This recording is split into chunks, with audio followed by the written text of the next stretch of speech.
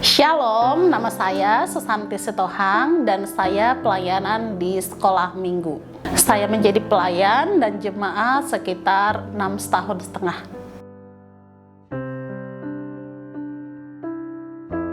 Ketika saya melihat anak-anak, saya rindu untuk melayani mereka, memperkenalkan Yesus kepada mereka.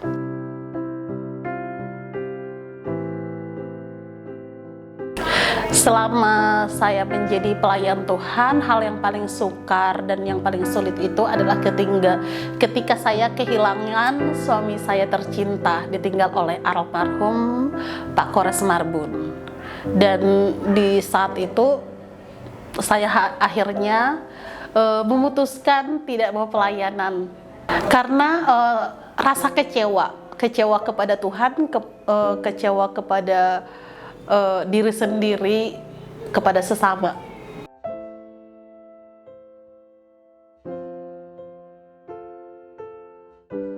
Pada saat itu ketika saya merenung selama 1,5 tahun saya nggak melayani, yang saya rasakan berbeda itu mandiri. Jadi apa-apa sendiri, melakukan hal segala sesuatunya sendiri. Kalau dulu saya selalu dibantu almarhum suami saya Pak Kores, jadi pergi selalu bersama, kemana-mana selalu bersama gitu. Bahkan ketika baca firman Tuhan, renungan di rumah juga kami selalu bersama, saat teduh bersama, yang kami lakukan itu selalu bersama gitu. Jadi saya dulunya itu saya selalu kalau misalnya ada sesuatu masalah, saya nggak tanya langsung misalnya nih Tuhan gitu, berdoa dulu. Saya tanya dulu suami saya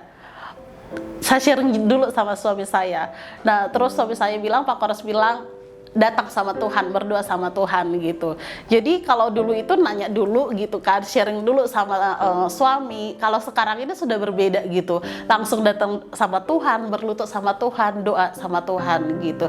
Jadi benar-benar berpengharapan sama Tuhan, karena memang nggak ada lagi yang diharapin selain Tuhan.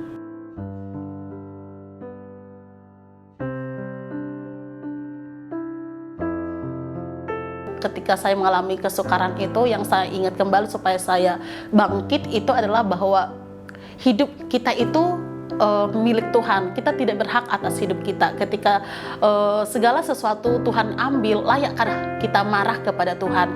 Itulah yang menjadi renungan saya. Akhirnya pada saat itu saya bertekad untuk bangkit kembali dan mengingat firman Tuhan seperti Yunus, yang ketika Tuhan kasih pohon jarak tumbuh dan akhirnya mati kembali, Tuhan berkata, layakkah engkau marah? Demikian juga kehidupan saya ketika kasih waktu bersama saya selama 5 tahun bersama dengan Pak Kores, dan Tuhan ambil kembali.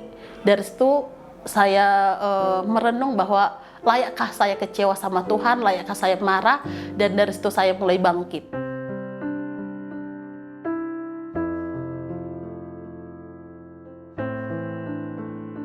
Pesan saya kepada saudara-saudari semuanya, atau bapak dan ibu yang mengalami masa kesukaran, masa kesulitan ataupun beban hidup, tetaplah bangkit, tetaplah melayani Tuhan apapun situasinya, apapun kondisinya.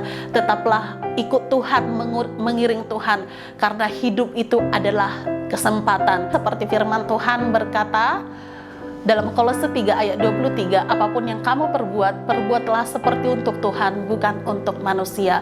Oleh karena itu, tetaplah semangat, tetap melakukan yang terbaik dalam masa-masa sulit yang kita hadapi, masa sukar yang kita hadapi. Tetaplah andalkan Tuhan.